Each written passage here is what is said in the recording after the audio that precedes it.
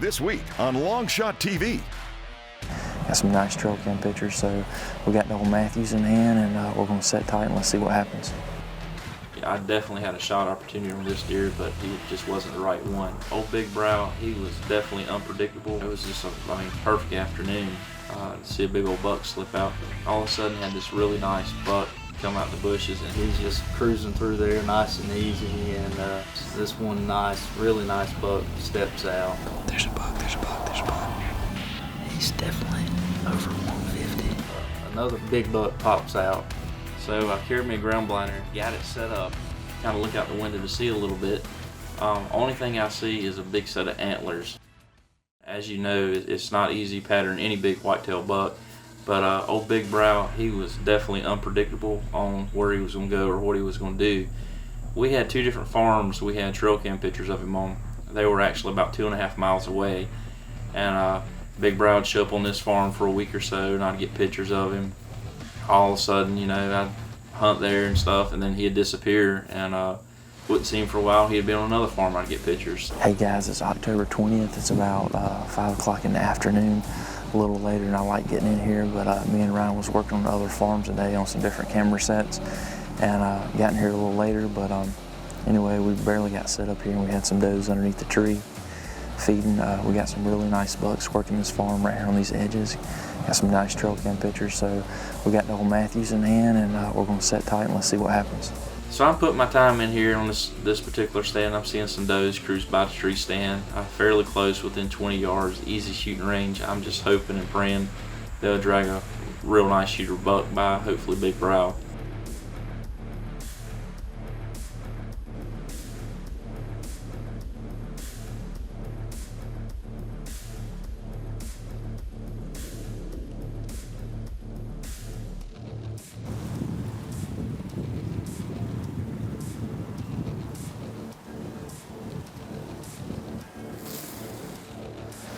Just had a few does run out the woods, 3 of them, hauling buck with her tail up. They came out in the middle of the field, kind of stopped like something was chasing them, and the biggest doe ran back in the woods right where she came from.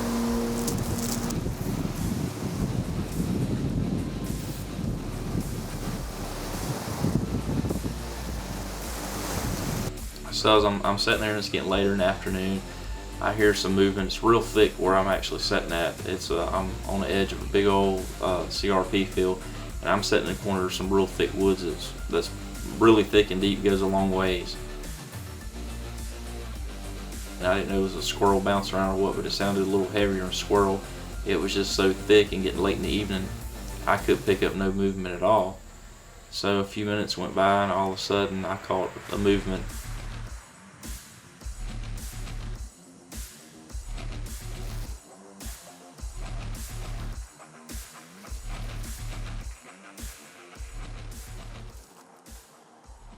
A few more minutes passes by and the deer comes on out, and it was definitely a pretty nice buck.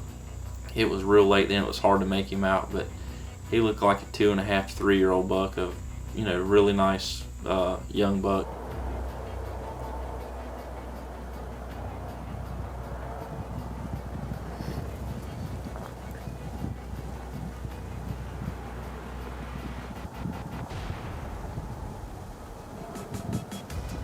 So as he's walking out, he comes within about 20 or 25 yards of the tree. I definitely had a shot opportunity on this deer, but he just wasn't the right one.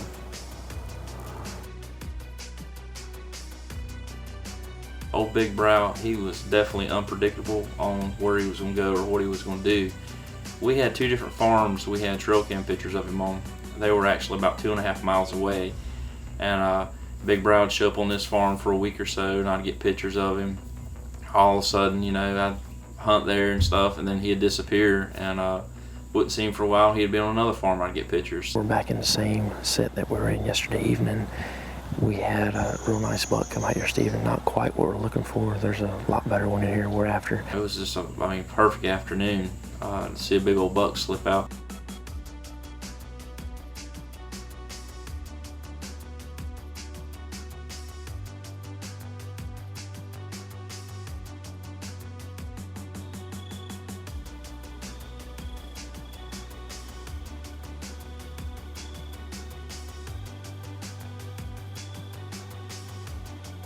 And these does were just feeding. It was a pretty crisp afternoon.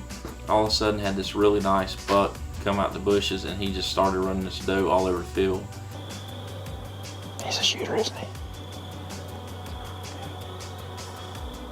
He's a 10. Oh yeah, he's a shooter. He'll run into us right here.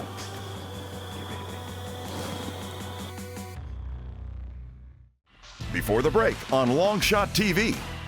Got some nice trail cam pictures, so we got the old Matthews in hand, and we're going to set tight and let's see what happens. I definitely had a shot opportunity on this deer, but he just wasn't the right one. Old Big Brow, he was definitely unpredictable on where he was going to go or what he was going to do. It was just a perfect afternoon to see a big old buck slip out.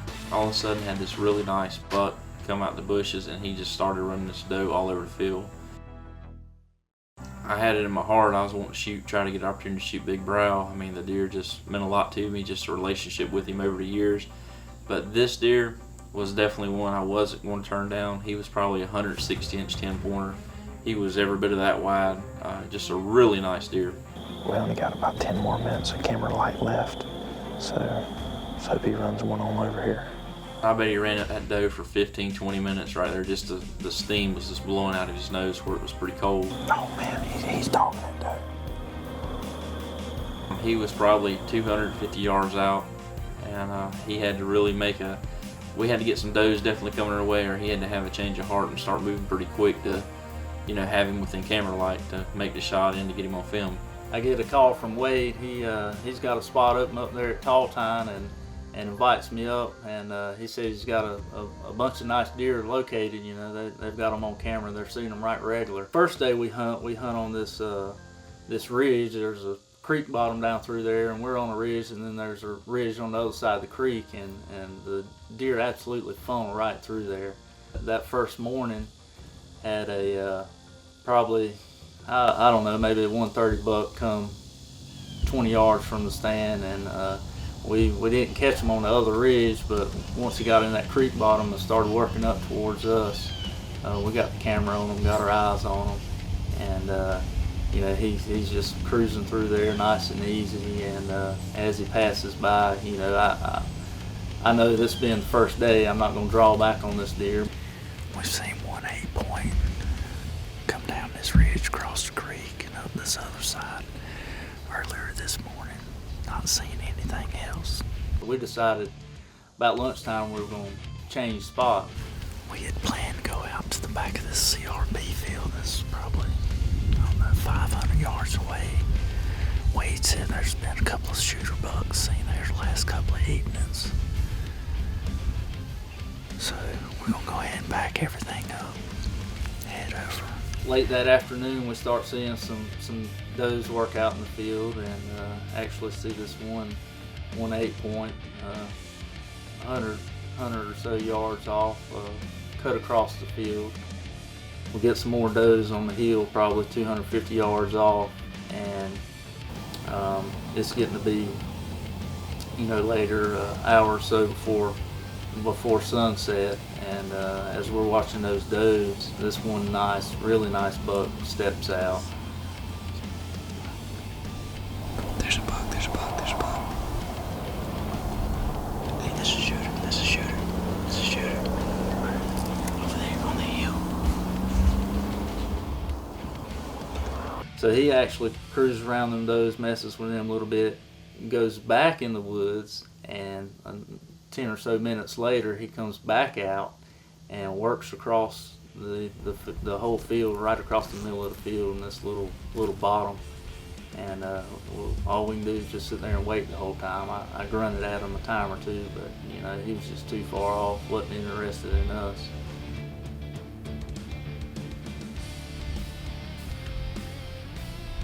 Pretty much stayed at a distance about 200 yards the whole time. There were 4 doe with them, and we got a real good look at him. He's definitely over 150, heavy rack. Right before dark, we still had good camera light off to our right. There's this one little asphalt road that runs down the side of the field. Another big buck pops out, and he's just working working around, we pretty much all we're doing is catching little glimpses of him. You know, he's not acting like he's coming into the field.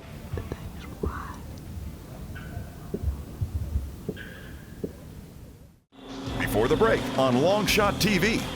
Oh man, he's dogging it though. He was probably 250 yards out.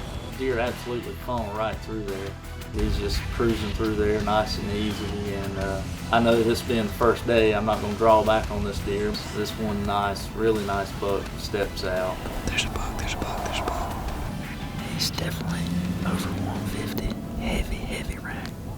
Another big buck pops out. We do get our eyes on him a couple of times, and he is really wide. He's got some really heavy beams. The first day, two shooter bucks, we're tickled to death. The next day we set up in the ground blind just off of that draw in the woods. There's some thick bedding areas around there, and there's kind of this grown-up CRP field. We actually had this one really cool buck that comes out and feeds right in front of us, no more than 15 yards.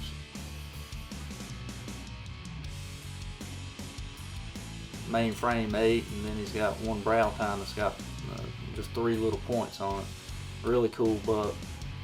Get a lot of good footage of him. Definitely not a shooter, so we just video him a while. We hunted this ground blind in the mornings, but in the evenings the deer really seem to be hitting this field pretty hard. This one draw where it runs out to the side of the field is where these deer are really feeding across. You know, I know my time is ticking down here in Ohio. I started the week out real strong. You know, see some nice bucks and out in this field, and the evening hunts have definitely been a lot better.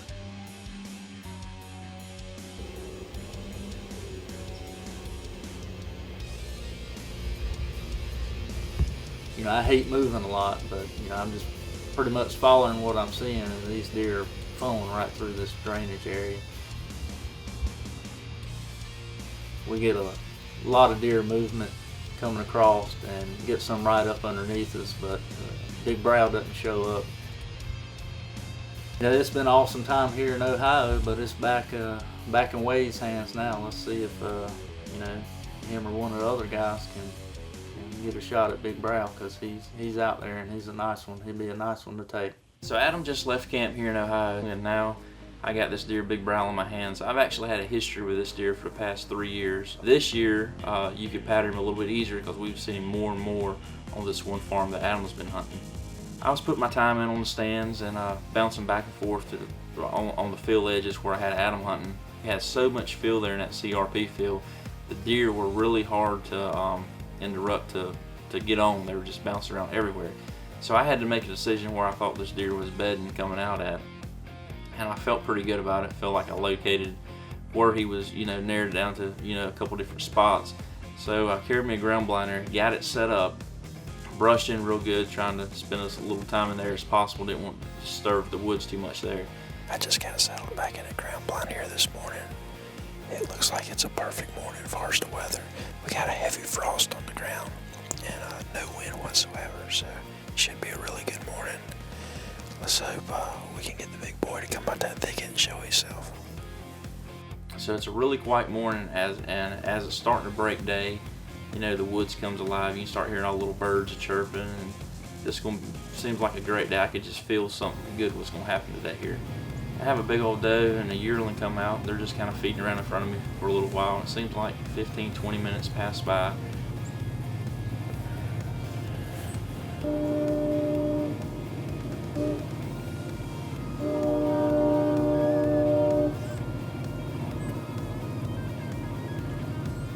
They must have hung around for 20 minutes or so and left, and a few more came back out. All of a sudden her ears cocked up, looked real alert, like she saw something or something spooked her for a second. And she was looking, it'd be to the left of me, real hard in the woods, and I started looking at it. I was like, man, maybe there's another deer, or, you know, or something coming out. It's like, man, there's gotta be something down there. So when I actually look and I stretch my neck to kind of look out the window to see a little bit, only thing I see is a big set of antlers. Before the break on Longshot TV. The evening hunts have definitely been a lot better. We get a lot of deer movement, get some right up underneath us, but big brow doesn't show up. So Adam just left camp here in Ohio, and now I got this deer big brow on my hands. I've actually had a history with this deer for the past 3 years. So I had to make a decision where I thought this deer was bedding coming out at. So I carried me a ground blinder, got it set up, kind of look out the window to see a little bit. Only thing I see is a big set of antlers. And as this deer is getting closer, I got a good look at him and I realized real quick it was big brow. There was no mistaking this deer. He was definitely the one I was after. Man, my heart goes to pounding. I'm like, man, this is almost too good to be true. You can prepare yourself and see trail cam pictures and just put all the time in the world, and you seem like you're ready, but when it actually happens and you know that's the deer I'm put all this time in, day after day after day, I mean, my heart was just pounding and racing. I was like, oh God, what do I do now? Get the camera, get the bow.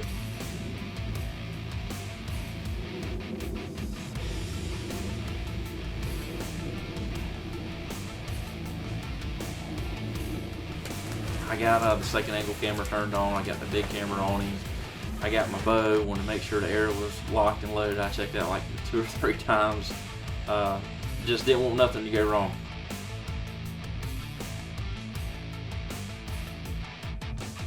So as this deer's coming, you know, he's steady coming. Oh man, he's gonna come right by me within, you know, 15 to 20 yards. I mean, this is gonna happen, Wade. This is gonna happen.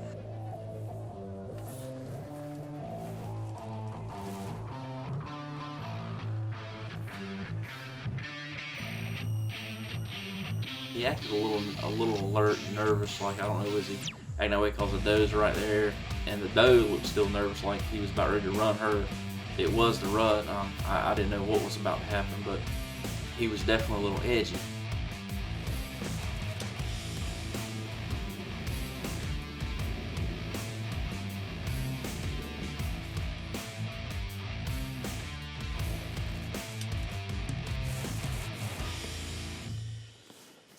So I had him in the frame, and I had some leadway on the camera where if he went forward, you know, decided to move again, I could hopefully get him on camera, because I definitely couldn't move the camera holding the bow at the same time.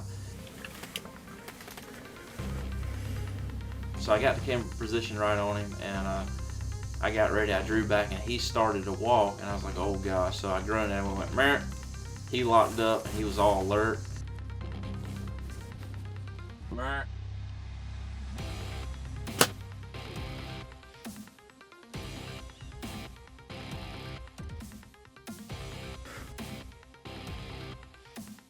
When I let the air go, it went right across the top of his back, and I had just a gut-wrenching feeling immediately, like, oh no, Wade, what have you done? You just blowed your opportunity at Big Brow. You've been hunting this deer all this time.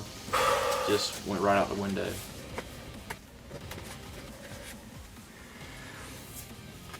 He took off in the bushes, and the only thing I seen was horns going just like this, and just a sickening feeling. He was so close. When I picked the bow up and put it on him, I just saw a big blare of brown and about 5 pins on him. And instead, I should have took my single pin and zeroed in right behind the shoulder and let it go, and I would have had him here to tell the story and, you know, show you guys. But I didn't follow through with my shot, and off he went. It was just a terrible feeling. I got my opportunity to shoot the deer I've been after. I was sitting here watching some does. It happened so fast. It's super thick. When these deer come out, they're right on top of you. 170 inches. I just shot about an inch over his back. Didn't even touch him. I watched the air go right across his back. I'm gonna keep hunting hard, put my time in, and hopefully this year I'll get another opportunity to another big buck, and hopefully it'll be Big Brow. But I don't know. He was pretty tough getting on the first time, so we'll just see what happens. Want to find out more about Longshot TV? Look us up on the following.